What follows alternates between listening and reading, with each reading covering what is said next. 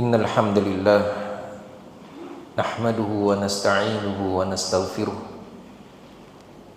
wa na'udzu billahi min shururi anfusina wa min sayyiati a'malina may yahdihillahu fala mudilla lahu wa may yudlil fala hadiya lahu wa asyhadu an la ilaha illallah wa asyhadu anna Muhammadan abduhu wa rasuluhu la nabiyya ba'dah. Sallallahu alaihi wa ala alihi wa sahbihi wa man tabi'ahum bi ihsanin ila yaumil qiyamah, amma ba'd. Ikhwati wa akhwati rahimani wa rahimakumullah. Alhamdulillah, kita bersyukur kepada Allah Subhanahu wa ta'ala yang masih memberikan kita segala nikmatnya, segala karunia-Nya, sehingga di malam hari ini kita bisa berkumpul di salah satu rumah Allah Subhanahu wa ta'ala dalam rangka menuntut ilmu, mengamalkan sabda Nabi sallallahu alaihi wasallam, man salaka tariqan yaltamisu fihi ilman sahalallahu lahu bihi tariqan ilal jannah. Siapa yang meniti jalan menuntut ilmu, maka Allah akan mudahkan baginya dengan ilmu tersebut jalan menuju surga. Maka semoga Allah Subhanahu wa ta'ala menjadikan ilmu yang kita pelajari di malam hari ini menjadi wasilah kita menuju surganya, dengan cara diamalkan dan diajarkan kepada orang lain.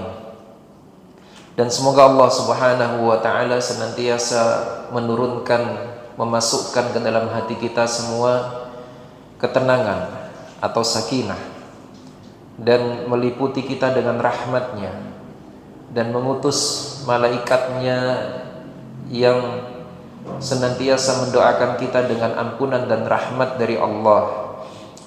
Dan Allah senantiasa menyebut kita di hadapan para malaikat di sisinya, sebagaimana yang Rasulullah sallallahu alaihi wasallam jelaskan dalam hadisnya tentang fadilah majelis ilmu. Ma'asyiral muslimin rahimani wa rahimakumullah, tidak lupa kita sebagai bentuk syukur mengingat nikmat Allah, kita juga mengingat apa yang menimpa saudara-saudara kita di beberapa hari belakangan, dengan ditimpakannya kepada mereka musibah-musibah, baik yang di Aceh, di Sumatera Utara, ataupun yang di Sumatera Barat, termasuk juga yang di Jawa Timur, di kota Lumajang, di kaki Gunung Semeru. Semoga Allah Subhanahu wa ta'ala menjadikan musibah yang menimpa saudara kita itu sebagai sebab diampuninya dosa-dosa mereka dan diangkatnya derajat mereka, dan semoga Allah memberikan mereka kekuatan untuk bersabar dan mengganti apa yang diambil dari mereka dengan yang lebih baik. Ma'asyiral muslimin, kita lanjutkan sedikit tentang hal-hal yang dianjurkan atau diperintahkan kepada orang yang ada di sekitar mayit begitu mayit dicabut nyawanya. Sudah kita sebutkan beberapa. Yang pertama adalah menutup matanya, kedua matanya, dan mendoakannya. Kemudian yang kedua, diperintahkan kita untuk menutup jenazahnya, ya, bukan dikafani, ya, menutup jenazahnya dengan apapun, dengan kain atau segala yang bisa digunakan untuk menutupinya. Kemudian yang ketiga, bersegera mengurusnya, yang nanti akan kita rincikan pengurusan jenazah itu apa saja. Lalu kemudian yang keempat adalah memakamkannya di tempat dia mati. Memakamkannya di tempat dia mati. Terkait memakamkan di tempat yang dia mati ini, Maka sepakat para ulama hukumnya makruh memindahkan jenazah dari tempat matinya. Ya, makruh hukumnya, jika tidak dikatakan haram, hukumnya makruh memindahkan jenazah dari tempat wafatnya, kecuali untuk tujuan yang diperbolehkan.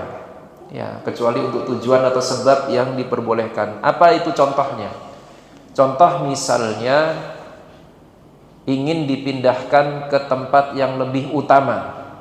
Ya, dipindahkan ke tempat yang lebih utama dengan syarat apa? Dengan syarat tidak terlalu jauh atau tidak sampai menjadikan mayit itu ya terlalu lama di luar. Ya, kita ambil contoh, dan ini juga diamalkan oleh para sahabat, para salaf. Orang-orang yang wafat di sekitar Madinah, ya orang-orang yang wafat di sekitar Madinah itu terkadang dibawa ke kuburan Baqi. Ya, meskipun wafatnya di luar Madinah, dimakamkan di mana, di Baqi. Kenapa? Karena memang di dalam Baqi itu ada keutamaan tersendiri. Nah, tetapi disyaratkan apa? Tidak terlalu panjang.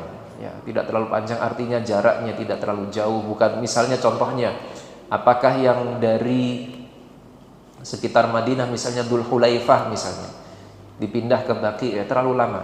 Ya, terlalu lama, panjang. Ya, yang sekitarnya saja, tidak sampai makan waktu beberapa jam. Itu contoh. Contoh kedua misalnya apa? Dia wafat di negeri orang kafir contohnya. Yang di situ tidak ada yang mendoakannya, tidak ada yang menziarahinya. Lalu bisa dibawa kepada negeri muslim. Maka boleh. Seperti itu boleh. Dan contoh lainnya apa? Contoh lainnya adalah dibawa ke kerabatnya. Dibawa ke kerabatnya. Dia wafat di luar kota lalu dibawa pulang, itu juga boleh. Tetapi sekali lagi syaratnya apa? Syaratnya tidak terlalu lama. Tidak terlalu lama atau tidak terlalu panjang. Dan ini berbeda dari kasus ke kasus, ya. Berbeda dari kasus ke kasus. Kalau misalnya katakanlah ya jarak dari tempat dia wafat lalu ke tempat keluarganya itu nanti waktu transportasinya bisa memakan waktu 12 jam, contoh seperti itu. Terlalu lama. Kita katakan apa? Terlalu lama.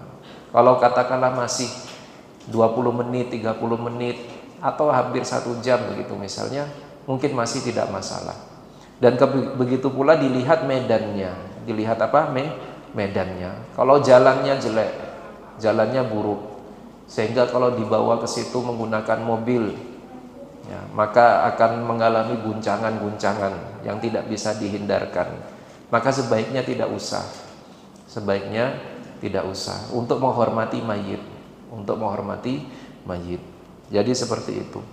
Jadi memang para ulama membolehkan untuk tujuan-tujuan tertentu selama masih wajar. Ya, selama masih wajar, tetapi hukum asalnya makruh dipindah mayit itu dari tempat dia wafat. Lalu yang kelima yang baru kita bacakan sekilas, ya, yaitu adalah bersegera menunaikan atau melunasi hutangnya. Bersegera melunasi hutangnya. Ya. Karena Nabi SAW ya, menjelaskan tentang bahaya hutang ini dari sahabat Sa'ad bin Atwal, ya, dalam satu hadis dari sahabat Sa'ad ibn Atwal, bahwa saudaranya Sa'ad bin Atwal ini wafat dan memiliki hutang 300 dirham. Mohon maaf, dan meninggalkan warisan 300 dirham dan meninggalkan ahli waris yang wajib dia nafkahi. Maka Sa'ad bin Atwal ini ingin menginfakkan atau menunaikan harta warisan saudaranya ini kepada ahli warisnya. Ya, yang 300 dirham itu niatnya awalnya mau diserahkan kepada ahli waris. Tetapi Rasulullah sallallahu alaihi wasallam mengatakan, "Inna akhaka muhtabasun bidainihi." Ya, atau muhtabisun bidainihi. Sesungguhnya saudaramu wahai Sa'ad itu sedang tertahan dengan hutangnya. Faqdi anhu, maka lunasi hutang dia. Maka berkata Sa'ad bin Atwal, "Ya Rasulullah, qad addaitu anhu illa dinaraini." Wahai Rasulullah, sudah saya lunasi hutangnya kecuali 2 dinar saja. Ya, kata Sa'ad, sudah dia lunasi kecuali 2 dinar. Kenapa? Idda'at humamra'atun wa laysa laha bayyinah. 2 dinar ini ditagih oleh seorang wanita, cuma wanita ini tidak punya bukti. Nah, wanita ini tidak memiliki bukti kalau saudara saya berhutang sama dia. Nah, maka Nabi SAW mengatakan, fa'atiha fa innaha muhiqqah. Nah, 2 dinar itu lunasi wahai Sa'ad. Berikan kepada wanita itu karena wanita itu benar. Wanita itu berkata jujur.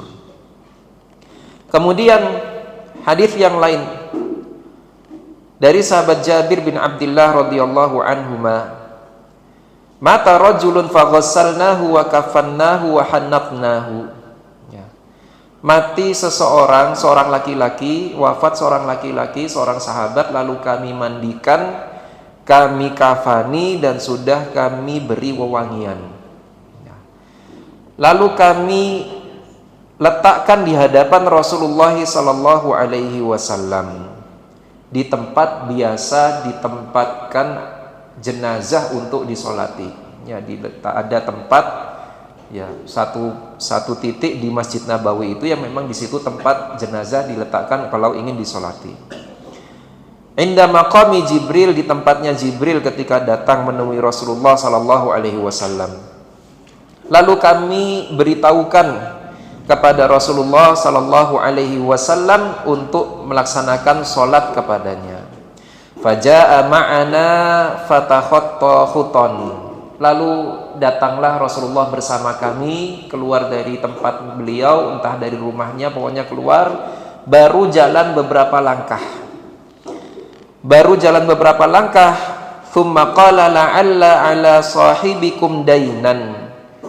Sepertinya kawan kalian ini punya tanggungan hutang. Nah, jadi kata Nabi baru jalan beberapa langkah mengatakan sepertinya kawan kalian ini memiliki hutang. Qalu na'am. Para sahabat mengatakan, iya wahai Rasulullah. Fatakhallafa, lalu Rasulullah pun mundur. Sudah jalan beberapa langkah, mundur mau kembali ke tempatnya. Nah, lalu Rasulullah mengatakan, sallu ala sahibikum. Kalau begitu kalian saja yang sholat. Ya, kalian saja yang sholat. Saya tidak usah. Ya. Kenapa? Karena orang ini memiliki hutang yang belum dibayar, 2 dinar. Faqala lahu rajulun minna yuqalu lahu Abu Qatadah, ya Rasulullah, huma alayya. Maka berkatalah salah seorang dari kami namanya Abu Qatadah, sahabat Abu Qatadah mengatakan, ya Rasulullah, 2 dinar itu saya yang menanggung, saya yang melunasi. Nah, faja'ala Rasulullah sallallahu alaihi wasallam huma alaika wa fi malika wal mayyitu minhuma bari. 2 dinar itu kamu yang nanggung dari hartamu dan si mayit ini sudah berlepas diri darinya. Rasulullah tanya, memastikan. Nah, lalu berkatalah sahabat Abu Qatadah, na'am, iya wahai Rasulullah. Fasalla alaihi faja'ala Rasulullah sallallahu alaihi wasallam idza laqiya Abu Qatadah yaqulu ma sona'atid dinaron qala ya Rasulullah innama mata amsi. Nah, lalu kemudian Rasulullah pun akhirnya sholat. Diberitahu Abu Qatadah begitu, sholat. Setelah itu Rasulullah Sallallahu Alaihi Wasallam ketika bertemu kembali dengan Abu Qatadah bertanya kepada Abu Qatadah, ya, bagaimana masona'atid dinaron? Gimana kabarnya 2 dinar kemarin katanya mau kamu lunasi? Nah, lalu Abu Qatadah mengatakan, ya Rasulullah innama mata amsi. Ya Rasulullah baru wafat kemarin. Baru wafat kemarin, santai saja, bisa besok saya lunasi, gitu maksudnya. Ya, atau hari ini insya Allah saya lunasi. Jadi baru wafat kemarin. Nah, kemudian besoknya Nabi bertemu kembali Abu Qatadah. Faqala ma fa'ala dinaraini ma fa'ala dinaran ya Abu Qatadah, wahai Abu Qatadah, bagaimana 2 dinar? Sudah dilunasi belum? Lalu kemudian Abu Qatadah mengatakan, qad qadaituhuma ya Rasulullah. Sudah saya lunasi keduanya wahai Rasulullah. Lalu berkatalah Rasulullah sallallahu alaihi wasallam, ya, al-ana hina baridat alaihi jilduhu. Sekarang barulah sudah menjadi dingin kulitnya. Ya, sekarang baru sudah menjadi dingin kulit si mayit itu. Nah, di sini adalah salah satu ancaman, ya, ancaman bagi orang yang tidak melunasi atau belum melunasi hutangnya, ya, belum lunasi hutangnya lalu dia keburu wafat. Apa salah satu ancamannya? Dia akan merasakan panas. Wallahu a'lam bagaimana panasnya, apakah panas karena api atau yang lain sebagainya, pokoknya panas ketika di kuburannya sampai dilunasi hutangnya. Sampai dilunasi hutangnya. Oleh karena itu, ayuhal muslimun, memang di satu sisi ada ancaman terkait itu, tetapi bagi yang hidup, ya, hendaknya berderma, ya, membantu saudaranya. Jika hutang itu tidak terlalu besar, maka bisa diikhlaskan, ya.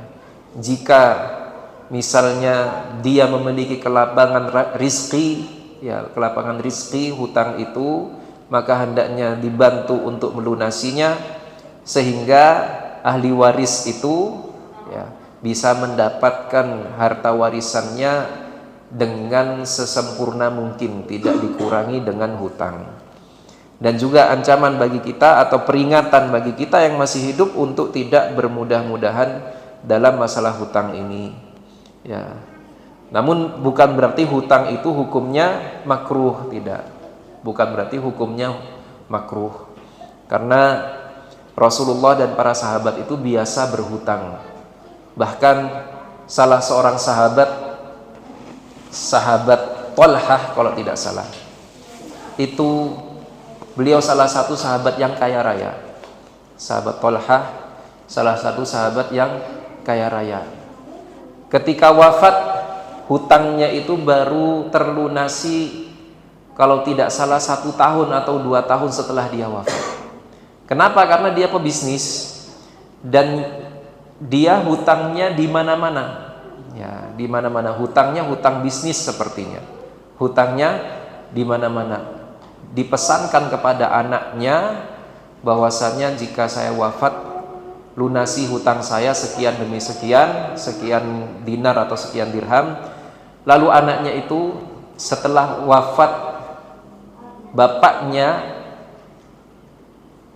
senantiasa mengumumkan hutang bapaknya itu di Masjidil Haram atau di sekitaran Masjidil Haram. Jadi orang-orang ketika ada yang umrah atau haji, siapa yang punya tanggungan atau yang memiliki harta yang masih dalam tanggungannya bapak kami. Nah, itu lama sekali. Lama kalau tidak salah 1 tahun atau 2 tahun. Ya, baru kemudian terlunasi. Nah, jadi seperti itu. Taib. Kemudian kita lanjutkan sekarang. Hal-hal apa yang diperbolehkan atau diizinkan bagi orang-orang yang ada di sekitarnya. Kalau tadi yang dianjurkan ya. Sekarang yang diizinkan, artinya tidak berdosa. Yang pertama adalah boleh membuka wajah mayit dan menciumnya. Boleh membuka wajah mayit dan menciumnya. Sebagaimana yang dilakukan oleh sahabat Abu Bakar As-Siddiq radhiyallahu anhu ya, setelah mendengar kabar wafatnya Rasulullah sallallahu alaihi wasallam ya. Sebagaimana diriwayatkan oleh Ibunda Aisyah radhiyallahu anha ya. Datang sahabat Abu Bakar, aqbala Abu Bakar radhiyallahu anhu ala farasihi min maskanihi bis sunuh. Datang sahabat Abu Bakar di atas kudanya dari tempat tinggalnya di Sunuh, nama tempat. Hatta nazala fadakhala al-masjida falam yukallimin nasa hatta dakhala ala Aisyah. Lalu beliau turun dari kudanya, masuk ke dalam masjid, berjalan terus sampai ke rumahnya Aisyah. Tidak berbicara kepada sahabat siapapun yang ada di situ. Jadi begitu kabar wafat sampai pada Abu Bakar, datang Abu Bakar, masuk masjid, diam, tidak berbicara kepada siapapun, masuk ke rumahnya Aisyah. Wa huwa musajjan bi burdin habirah, dan dia sedang dalam keadaan yang memakai fatayammaman nabiyya sallallahu alaihi wasallam wa huwa musajjan bi burdin habirah. Lalu langsung menuju jenazahnya Rasulullah, jenazah Nabi sallallahu alaihi wasallam, dan beliau ditutupi dengan satu selendang habirah, ya sejenis selendang dari Yaman. Fakashafa an wajhihi, lalu dibukalah wajahnya Nabi Muhammad sallallahu alaihi wasallam oleh sahabat Abu Bakar.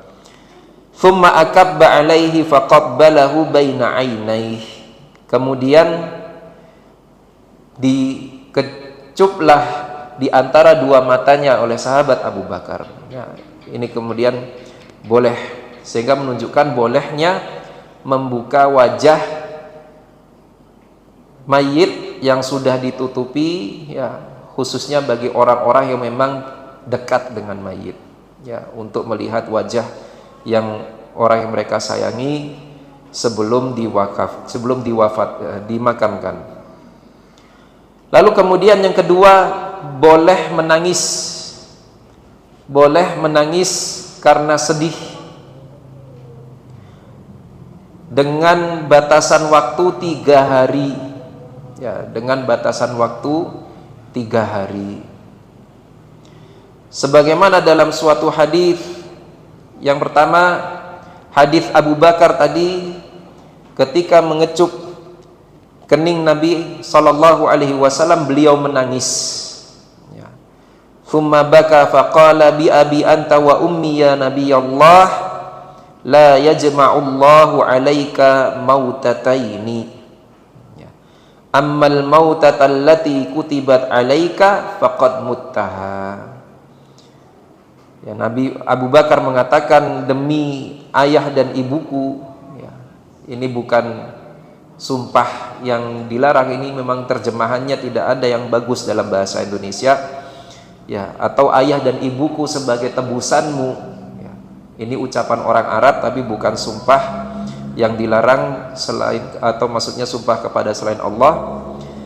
Abu Bakar mengatakan, ayah dan ibuku sebagai tebusan, wahai Nabi Allah, tidaklah Allah menjadikan padamu 2 kematian, ya, adapun kematian yang telah dituliskan atasmu maka engkau telah melaluinya. Ya. Jadi mati yang pertama telah melaluinya, kemudian mati kedua tidak ada, ya, tidak ada lagi setelah itu. Kemudian sahabat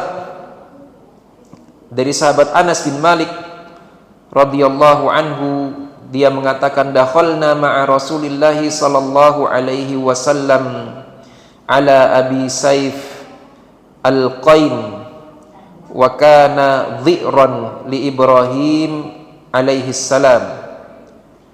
Kami masuk menemui Abi Saif.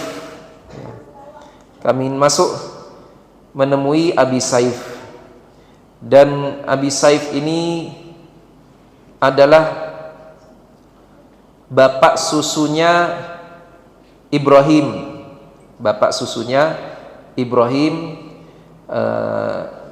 anak Nabi sallallahu alaihi wasallam.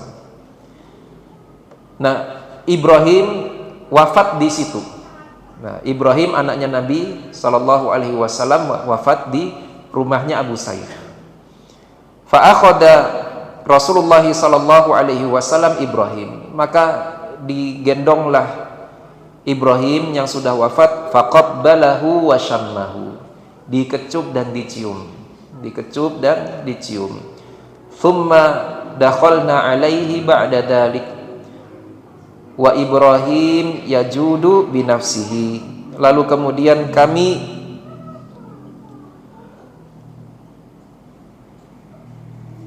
masuk menemui Nabi sallallahu alaihi wasallam dan Ibrahim sedang nazar.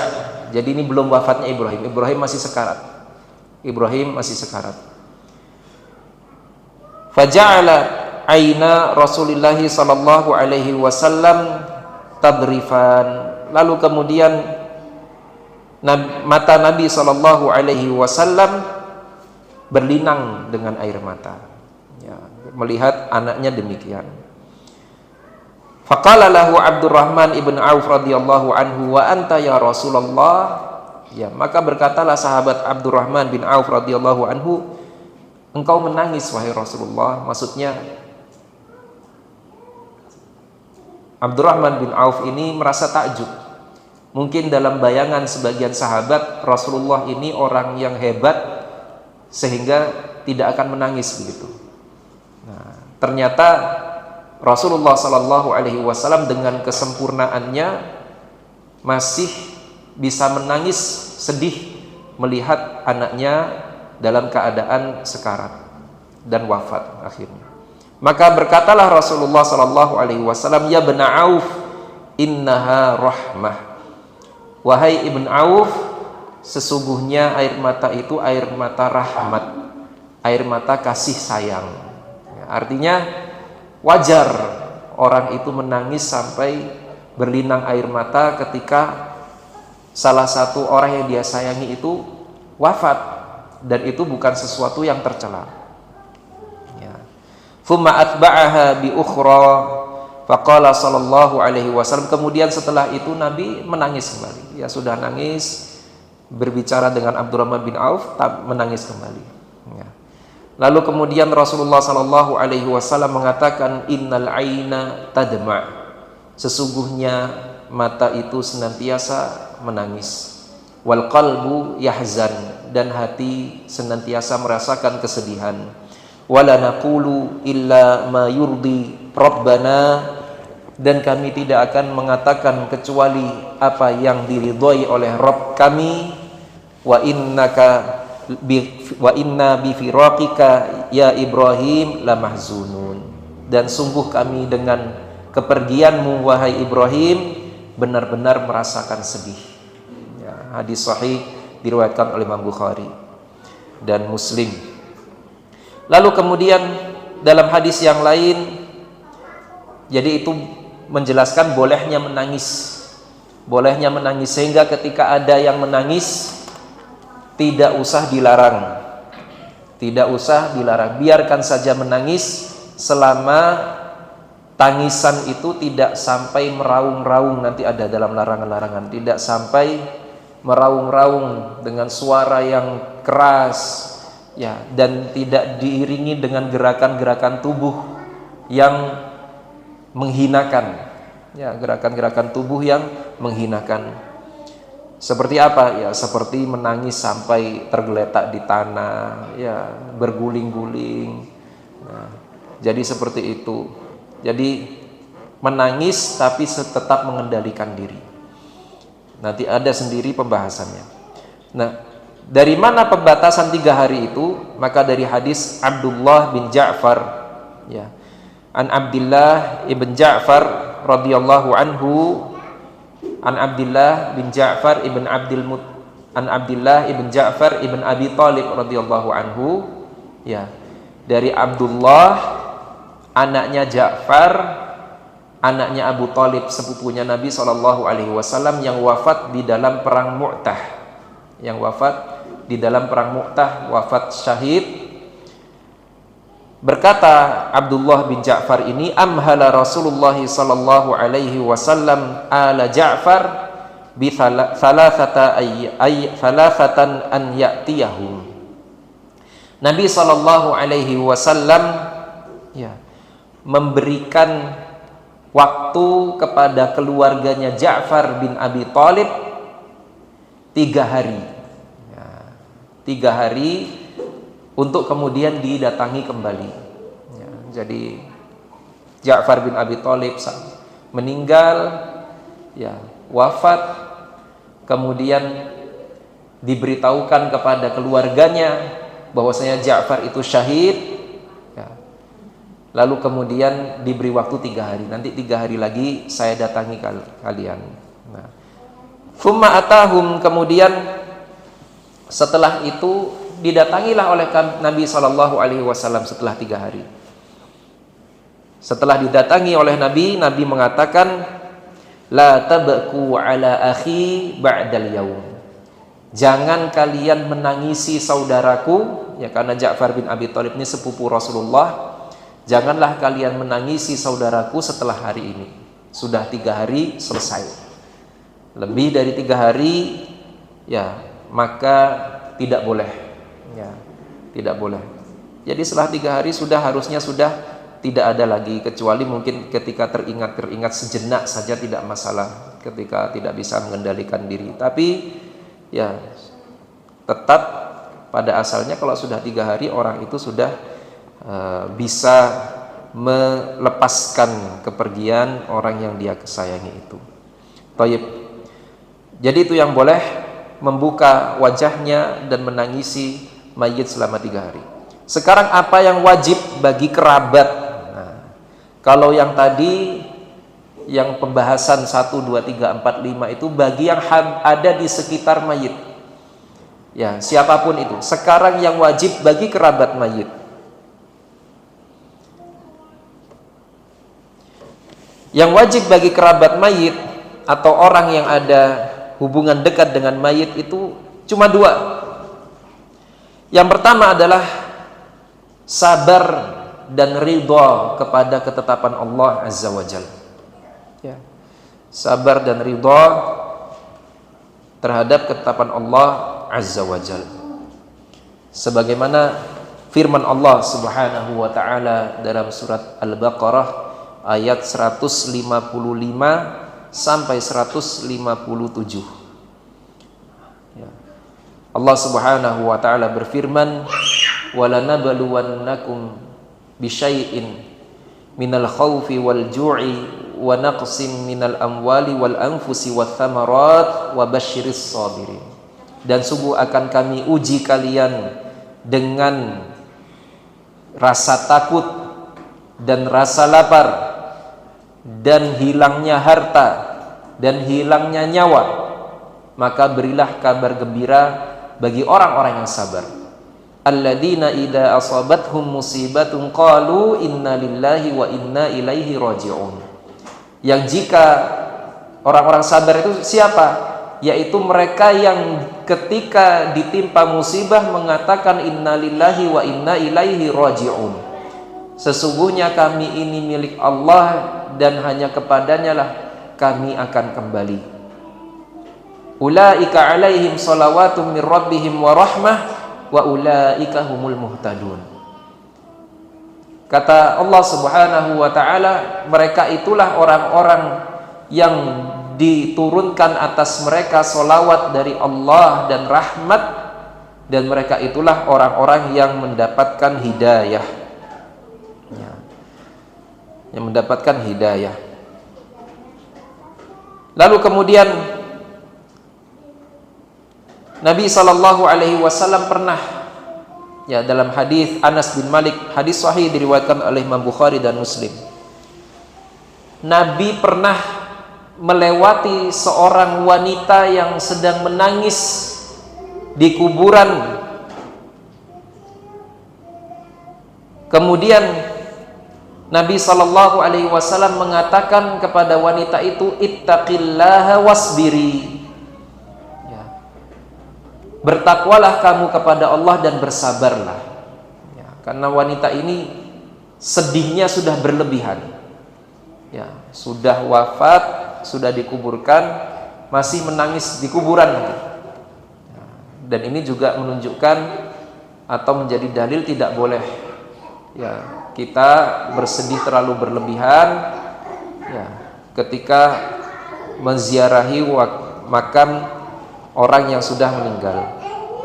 Nah, maka wanita itu mengatakan, ilaika anni fa innaka lam tusab bi musibati. Pergilah kamu dariku karena kamu tidak mendapatkan musibah yang aku rasakan. Jadi wanita ini tidak tahu kalau yang berkata kepadanya adalah Rasulullah SAW. Dan ini, ucapan ini, subhanallah, masih berlaku sampai sekarang, masih terus ucapkan sampai sekarang. Kalau kita menasehati orang lain, ya, banyak yang mengatakan, kamu tahu apa? Kamu merasakan apa? Kamu tidak tahu yang saya rasakan. Nah, jadi seperti itu. Dan ucapan ini salah, tentu salah. Nah, wanita ini mengatakan seperti itu. Nabi pun pergi, ya, dibalas seperti itu. Nabi pergi, tidak melanjutkan. Mungkin beliau tahu kalau diteruskan pun juga tidak ada gunanya, ya, karena ini wanita mungkin tidak berpikir sehat karena larut dalam kesedihannya. Setelah Nabi pergi, baru disampaikan kepada wanita itu, innahu Rasulullah sallallahu alaihi wasallam, innahu Nabi, tadi itu adalah Nabi sallallahu alaihi wasallam. Setelah tahu, maka bersegeralah wanita itu mendatangi Nabi sallallahu alaihi wasallam, ya, mendatangi ke rumahnya, lalu mengatakan, ya Rasulullah, lam a'rifka, ya Rasulullah, saya tidak tahu kalau tadi itu adalah kamu. Lalu Nabi sallallahu alaihi wasallam mengatakan kepada Nabi sallallahu alaihi wasallam mengatakan kepada wanita itu, innamas sabru indas sadamatil ula. Ya. Sekarang kamu bersabar mungkin gara-gara tahu kalau yang mengatakan tadi adalah saya. Tapi kata Nabi, yang namanya sabar itu adalah ketika hantaman pertama. Maka bagi kerabat mayit, begitu sudah wafat keluarganya, disitulah tempat sabarnya. Ya, disitulah tempat sabar yang masuk dalam ucapan atau firman Allah tadi, wa basyiris sabirin.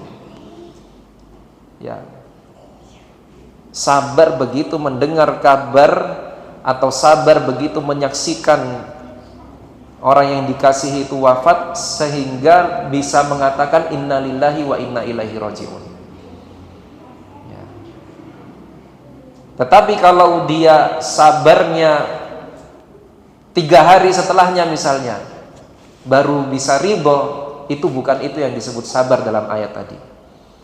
Nah, sabar yang disebut sabar dalam ayat tadi itu begitu hantaman pertama langsung bisa sabar. Nah, Ma'asyiral muslimin rahimani wa rahimakumullah. Dan banyak memang hadis-hadis Nabi sallallahu alaihi wasallam yang bisa membantu kita untuk sabar, khususnya, ya, kalau yang wafat itu adalah anaknya. Dan memang di antara kematian yang paling menyedihkan itu adalah kematian anak. Di antara kematian yang paling menyedihkan itu adalah kematian anak. Karena lahirnya anak itu dinantikan, dicari-cari. Ya, berbeda dengan wafatnya orang tua. Ya. Anak itu lahir sudah punya orang tua. Jadi tidak ada anak yang lahir menanti-nantikan orang tua, nggak ada. Tapi kalau orang tua hidup terlebih dahulu dan menanti-nantikan anak. Maka Rasulullah Sallallahu Alaihi Wasallam mengatakan dalam satu hadis, ma min muslimina yamutu lahuma aw ma min muslimaini yamutu lahuma thalathatun minal walad lam yablughul hintha illa adkhalahumullah wa abawaihimul jannata bifadli rahmatih.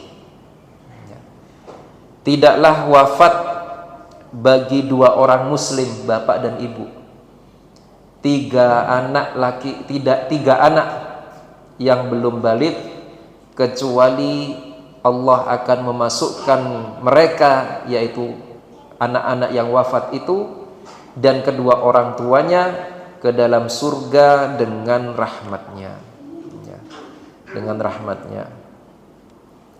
Hadis riwayat Imam An-Nasai dan Imam Baihaqi dan banyak yang lainnya. Lalu kewajiban yang kedua bagi kerabat mayit adalah beristirja berdasarkan ayat tadi, mengucapkan inna lillahi wa inna ilaihi raji'un, ya. Mengucapkan inna lillahi wa inna ilaihi raji'un, itu yang hendaknya diucapkan. Lebih bagus lagi jika ditambah, ya, jika ditambah dengan ucapan Allahumma jurni bimusibati wa akhlifli khairam minha, atau wa akhlifli khairam minha. Ya Allah, berilah aku ganjaran dalam musibahku dan berilah aku ganti yang lebih baik darinya. Ya, berilah aku ganti yang lebih baik darinya, sebagaimana yang diajarkan oleh Rasulullah Sallallahu Alaihi Wasallam kepada Ummu Salamah ketika wafat Abu Salamah, suaminya Ummu Salamah. Ya, wafat Abu Salamah, maka Rasulullah Sallallahu Alaihi Wasallam mengatakan, ma min muslimin tusibhu musibatun fayaqulu ma amarahullah inna lillahi wa inna ilaihi raji'un Allahumma jurni fi musibati wa akhlif li khairam minha illa akhlafallahu lahu khairam minha. Jadi Ummu Salamah mengatakan, aku telah pernah mendengar Rasulullah Sallallahu Alaihi Wasallam mengatakan, tidak ada satu orang muslim pun yang ditimpa musibah,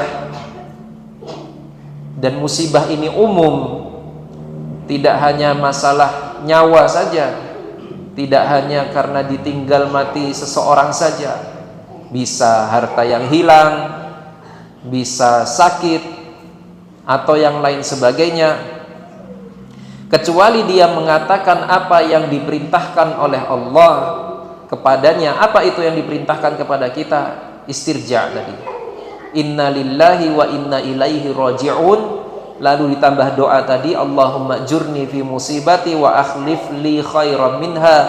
Ya Allah, berilah aku ganjaran dalam musibahku dan berilah aku ganti yang lebih baik darinya, illa akhlafallahu lahu khairam minha, kecuali Allah akan mengganti untuknya yang lebih baik darinya. Lalu diucapkanlah hal itu oleh Ummu Salamah. Tapi Ummu Salamah kemudian mengatakan, ya, dalam hatinya, ayyul muslimina khairum min Abi Salamah, ya, siapa orang muslim yang lebih baik daripada Abu Salamah? Abu Salamah ini seorang sahabat dan suami yang baik. Sampai istrinya pun ketika ditinggal mati, tidak ada bayangan ada orang lebih baik daripada Abu Salamah itu, tidak terpikir. Nah, tapi tetap diucapkan, ya, tetap diucapkan apa yang diajarkan oleh Rasulullah. Nah. Thumma inni qultuha, lalu kata Ummu Salamah, kemudian aku tetap ucapkan apa yang diajarkan oleh Rasulullah. Fa akhlafallahu li Rasulullah. Lalu ternyata Allah gantikan untukku Abu Salamah itu diganti Rasulullah sallallahu alaihi wasallam. Nah, diganti Rasulullah. Ya. Taib. Kemudian sekarang apa yang haram?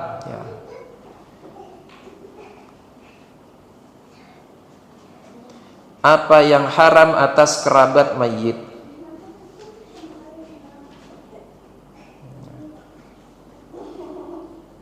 Yang pertama adalah an-niyahah. Yang pertama adalah an-niyahah.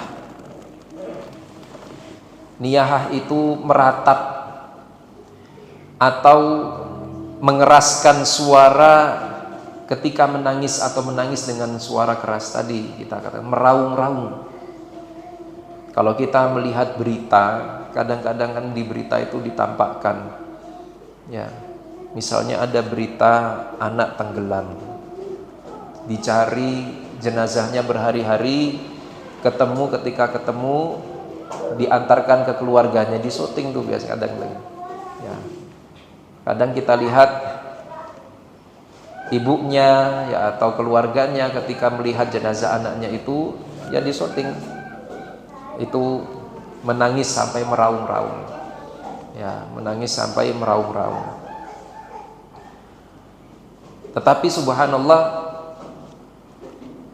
di antara yang saya perhatikan, kalau liputannya itu atau korbannya itu adalah dari masyarakat kafir, kan di sebagian masyarakat di Indonesia ini kan ada tempat-tempat di mana orang kafir itu dominan, mayoritas, ya. Itu hampir tidak pernah mereka tidak meraung-raung, bahkan meraung-raungnya itu menyebar, bukan cuma ibunya saja mungkin atau istrinya atau siapa nih. Sampai di satu ruangan itu semuanya nangisnya sama, teriak-teriak semua. Jadi memang hal seperti ini berkaitan dengan iman, memang kaitannya dengan iman. Ya. Jadi tidak boleh, ya, melakukan an-niyahah. Dari sahabat Abu Malik al-Ash'ari, dari bahwasanya Nabi SAW bersabda, arba'un fi ummati min amril jahiliyah la yatrukunahunna. Ada 4 perkara dalam umatku yang sebenarnya itu adalah warisan perkara jahiliyah. Mereka tidak meninggalkannya. Jadi Nabi SAW mengatakan 4 perkara yang ini bakal dilanggar oleh umatnya, ya, dan masih ada dalam kaum muslimin sampai hari ini, bahkan sampai hari kiamat masih ada yang melaksanakan itu. Nah, tetapi ini pengabaran bukan artinya boleh. Nabi mengatakan mereka tidak meninggalkannya itu bukan berarti boleh, bukan. Ya, tetapi memang itu peringatan dari Nabi SAW. Jangan sampai kita terjerumus di situ. Yang pertama, al-fakhru bil ahsab, membangga-banggakan nasab, ya, atau membangga-banggakan keturunan, ya, keturunan, kedudukan bapaknya, ya. Saya ini anaknya begini, nah, sampai sekarang pun ada, ya. Misalnya dia melanggar lalu diingatkan, ya, ucapannya gimana? Bapak saya perwira. Kamu tahu bapak saya pejabat. Itu al-fakhru bil ahsab. Ya. Atau misalnya saya ini keturunan raja, saya ini keturunan bangsawan, jadi bentuknya bermacam-macam. Nah, ini termasuk perkara jahiliyah.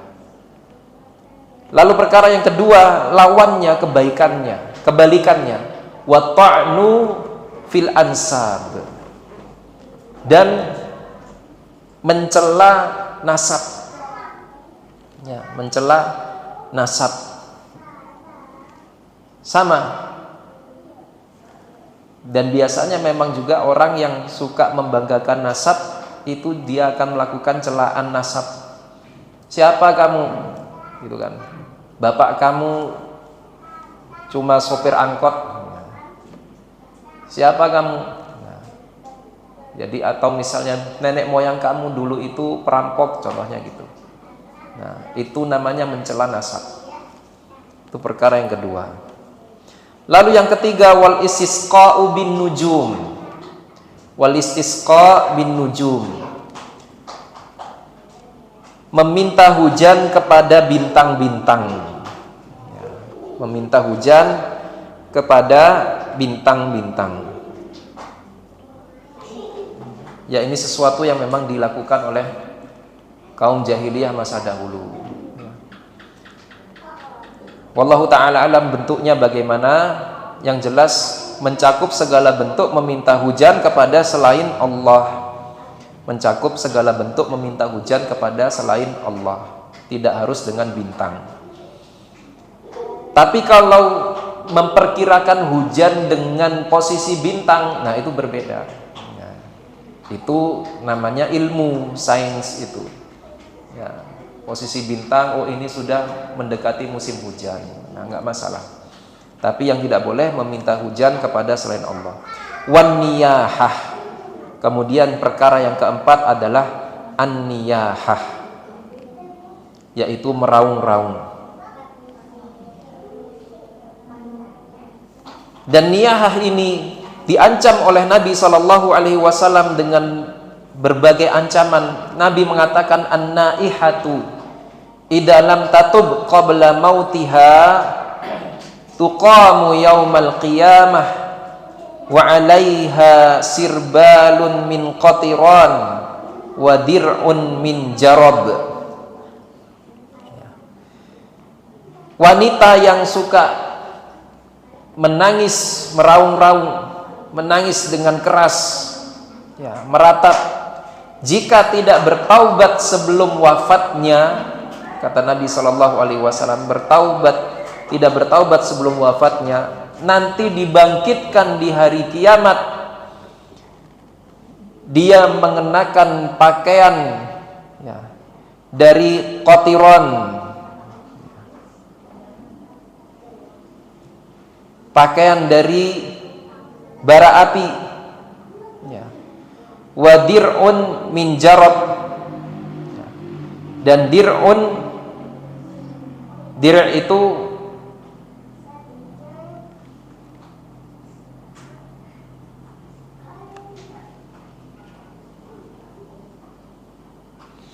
dir'un itu baju perempuan, ya, bajunya perempuan. Kalau sekarang itu mungkin bisa seperti daster gitulah, wallahu a'lam gimana. Pokoknya dir', ya, dir' min jarab, yang terbuat dari penyakit gatal, ya, jarab itu penyakit gatal.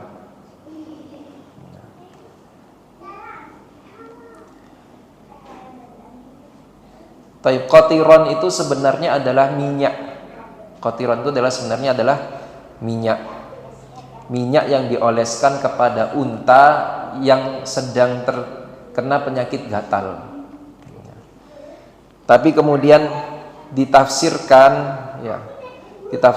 kalau dia itu di hari kiamat nanti seluruh tubuhnya terkena jarab ini, dikasih minyak itu akan menjadi lebih panas, ya, menjadi lebih panas daripada yang tidak diberi itu. Nah, kemudian dalam hadis yang lain Rasulullah SAW mengatakan ithnatani fin nasi huma bihim kufrun. Ada dua perkara yang ada pada manusia yang itu termasuk dari kekufuran. At-ta'nu fin nasabi wan niyahah 'alal mayyiti, yaitu mencela nasab dan niyahah. Mencela nasab dan niyahah.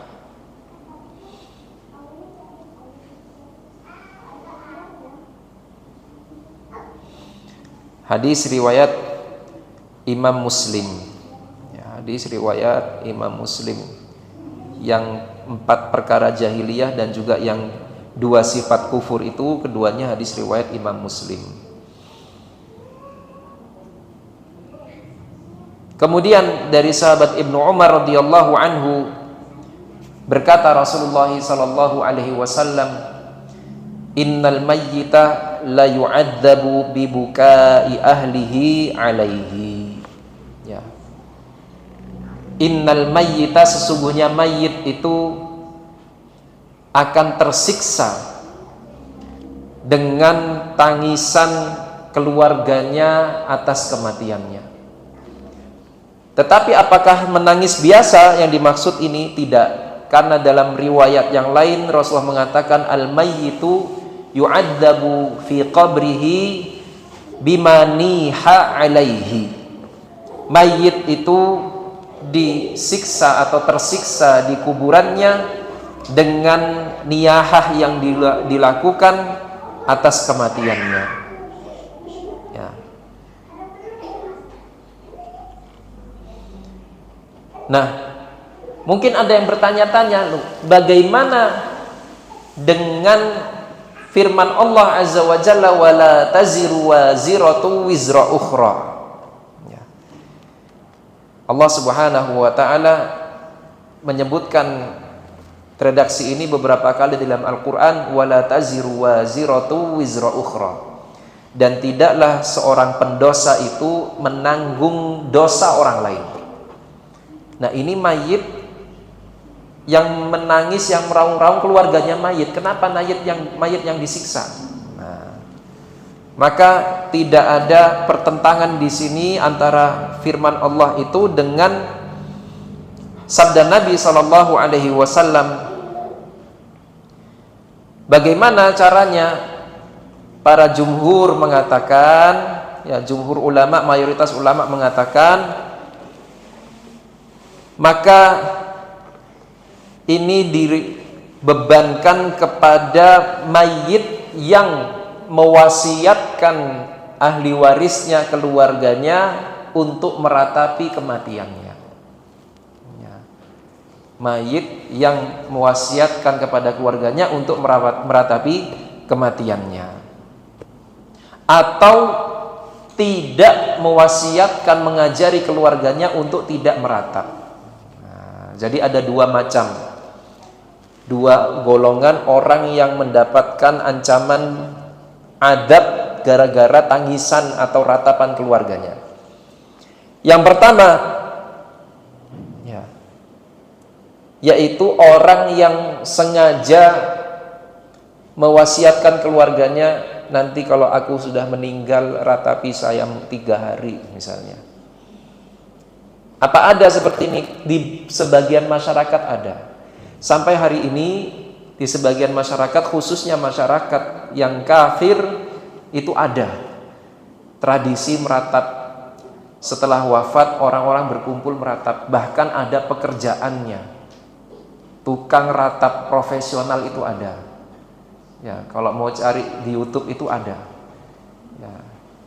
Di beberapa negara yang memang orang dibayar untuk hadir dalam acara pemakaman, dia nangis-nangis di situ. Ya, untuk menunjukkan bahwasannya si mayit ini punya kedudukan. Nah, yang kedua yang diadab itu adalah karena ratapan keluarganya yang tidak mengajarkan keluarganya untuk tidak meratapi kematiannya.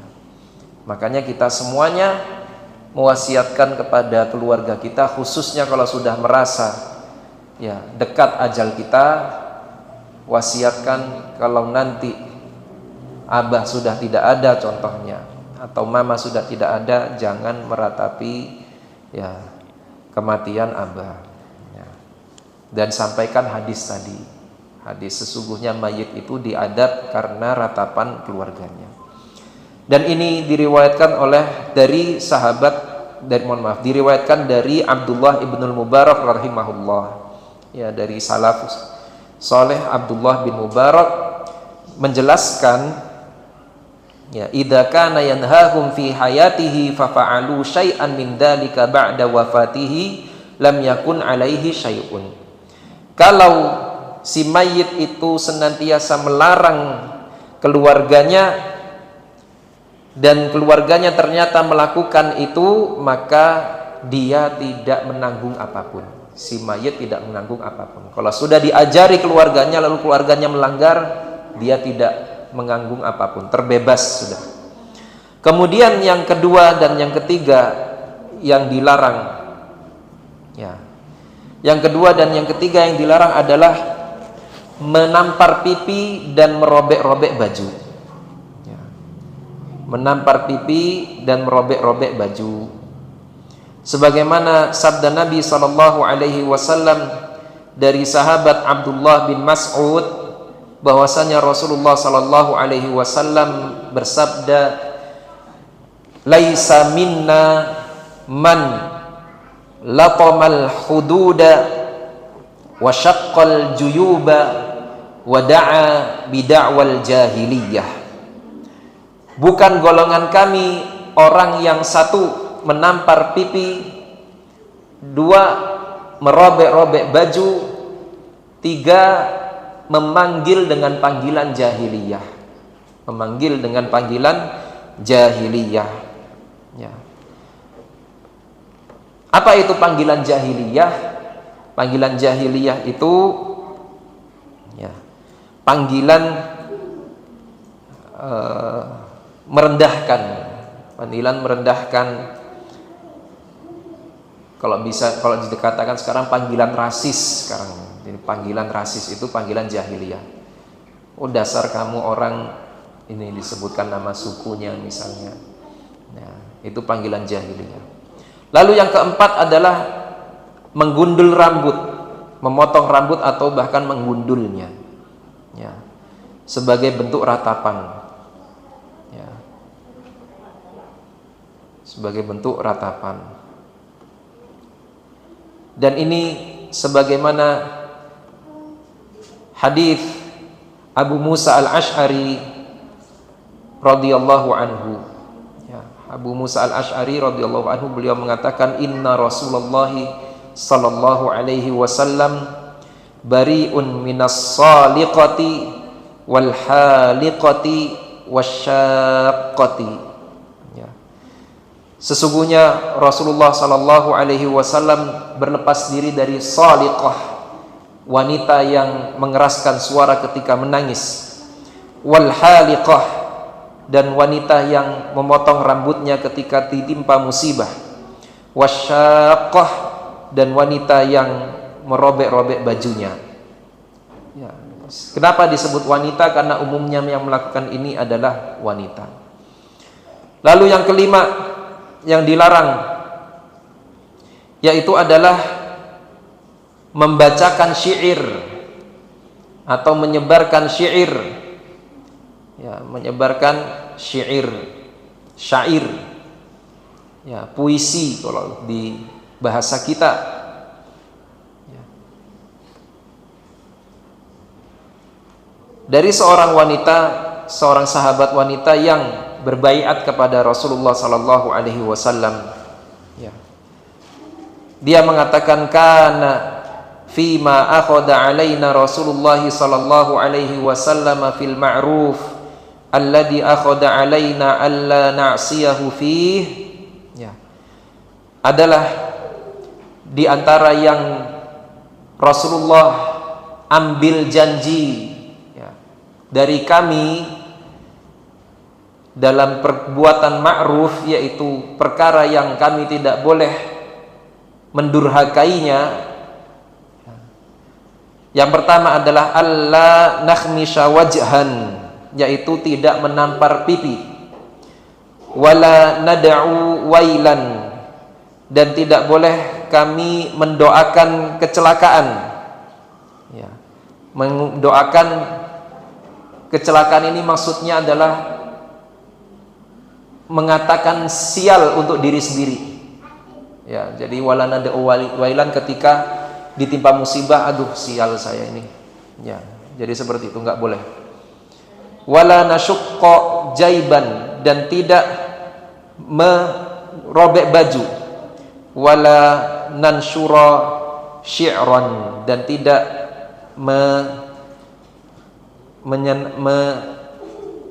menyenandungkan syair, tidak membacakan syair. Lalu kemudian yang keenam, ya, yang keenam adalah al-i'lanu an mautihi ala rususil manairi wa nahwiha, mengiklankan, mengumumkan kematian seseorang di atas menara-menara atau yang semacamnya. Li'annahu minan na'yi, karena ini termasuk dari an-na'yu, termasuk dari an-na'yu. Wa qad thabata an Hudzaifah ibnil Yaman annahu qala idza mittu fala tu'dhinu bi ahada. Dan telah tetap dari Hudzaifah ibnul Yaman, dia mengatakan kepada keluarganya, idza mittu fala tu'dhinu bi ahada, kalau saya meninggal maka jangan umumkan tentang kematian saya seorang pun, kepada seorang pun. Fa inni akhafu ayyakuna na'yan, karena saya takut itu termasuk dari an-na'yu. Wa inni sami'tu Rasulullah sallallahu alaihi wasallam yaqul, wa inni sami'tu Rasulullah sallallahu alaihi wasallam yanha 'anil na'yi, dan sesungguhnya aku telah mendengar Rasulullah itu melarang an-na'yu. Jadi tidak boleh menyebarkan atau mengumumkan kematian seseorang di atas menara atau yang semacamnya. Nah, ini perlu perincian.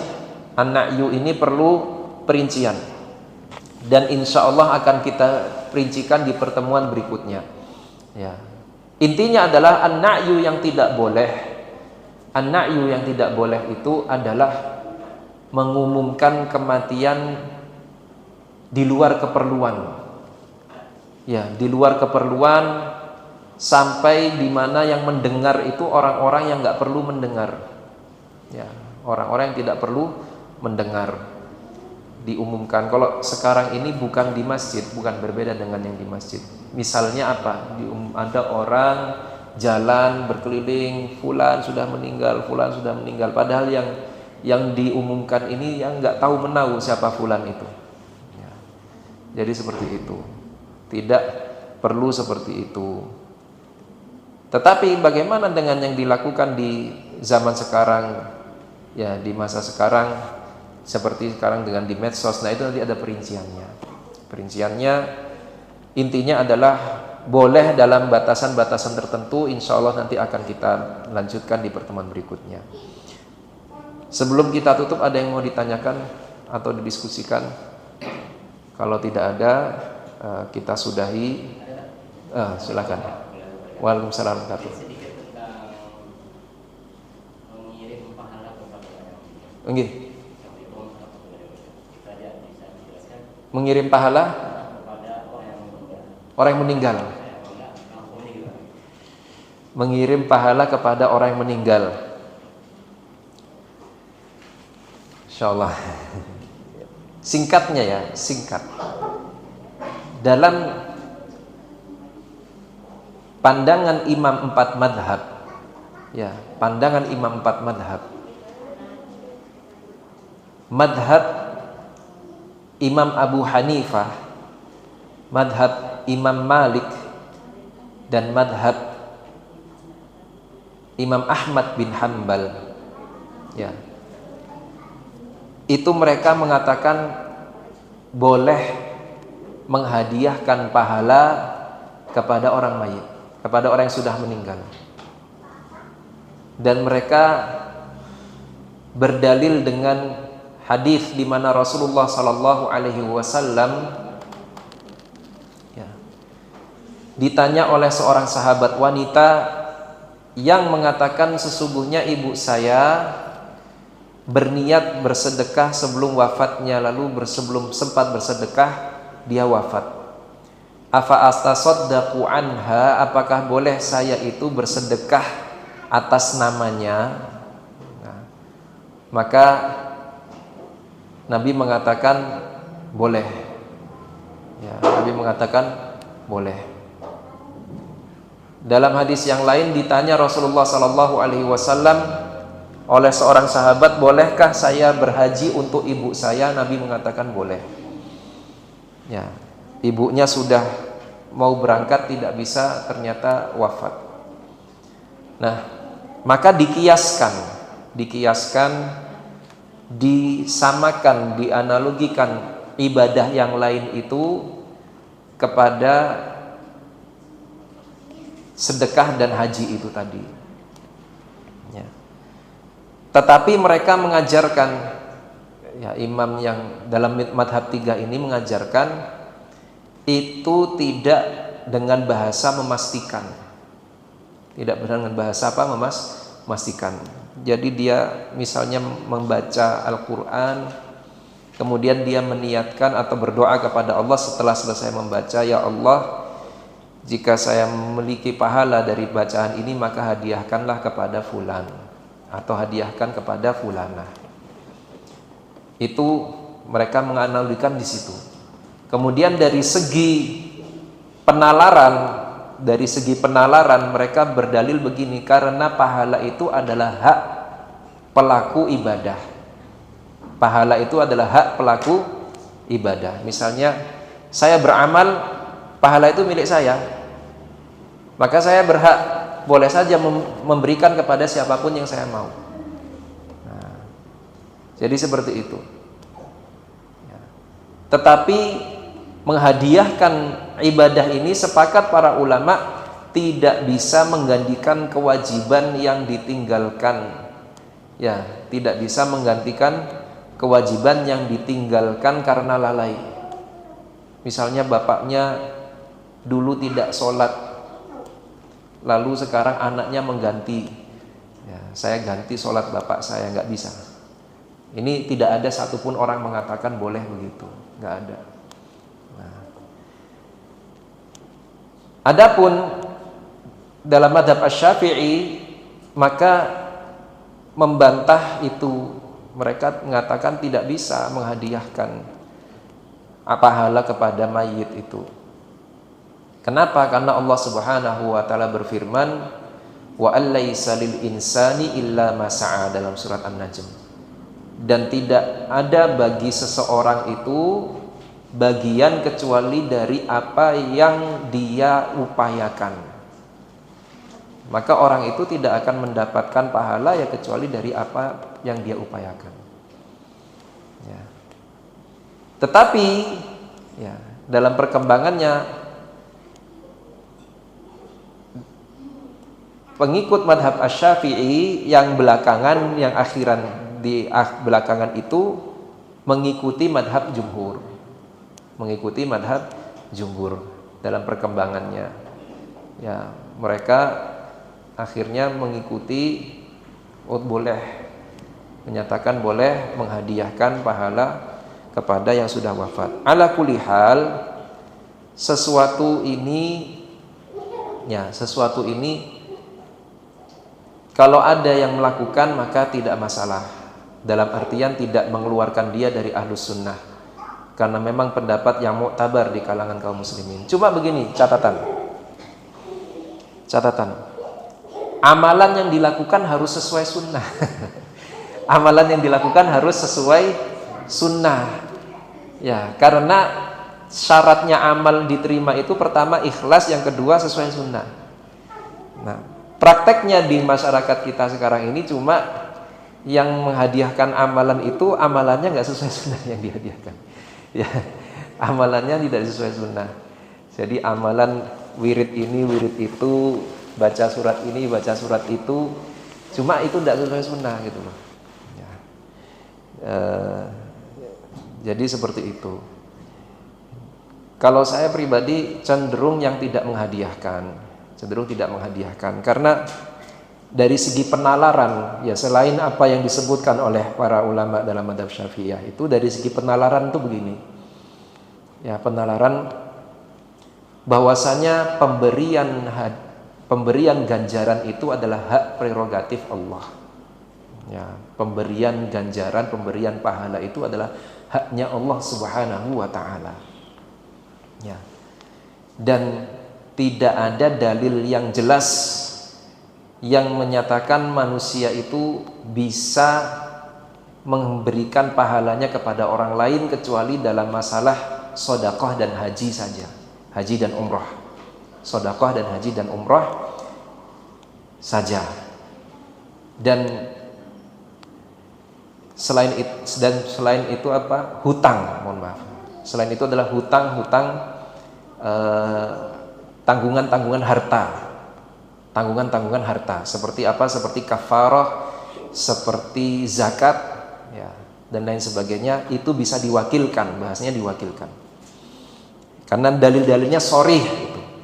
Adapun sholat, puasa, bacaan Quran, sedekah, sholat, puasa, bacaan Quran dan yang lainnya tidak kita temukan. Maka sebaiknya kita tidak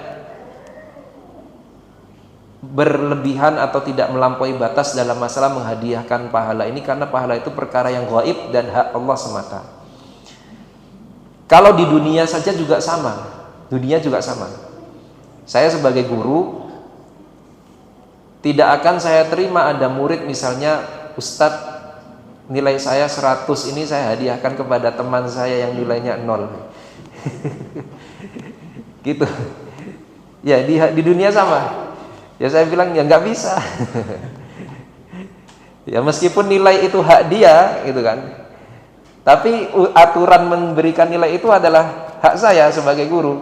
Nah, maka dengan logika yang sama, ya kita bisa terapkan itu kepada Allah Subhanahu wa taala. Ya, Allah lebih berhak lagi juga untuk mengatur seperti itu. Dan khawatirnya kalau kita menyatakan boleh dihadiahkan ini, kita menyatakan sesuatu ya tanpa ilmu tentang Allah Subhanahu wa taala. Tetapi tidak kita, itu khawatirnya demikian. Tetapi tidak kita keluarkan orang-orang yang berpendapat yang berbeda dari lingkup Ahlus Sunnah wal Jamaah, karena memang itu pendapat yang muktabar. Ya, seperti itu. Insya Allah kalau dalil-dalilnya yang secara rinci ya akan memerlukan kajian tersendiri. Kita sudahi, ya, ada kurangnya saya mohon maaf. Semoga Allah Subhanahu wa taala senantiasa menjaga diri kita semuanya, membimbing kita untuk tetap berada di atas sunnah dan orang-orang yang ada di sekitar kita. Insya Allah kita lanjutkan dalam pertemuan berikutnya dengan izin Allah Subhanahu wa taala. Subhanaka wa bihamdika asyhadu an la ilaha illa anta astaghfiruka wa atubu ilaik. Assalamualaikum warahmatullahi wabarakatuh.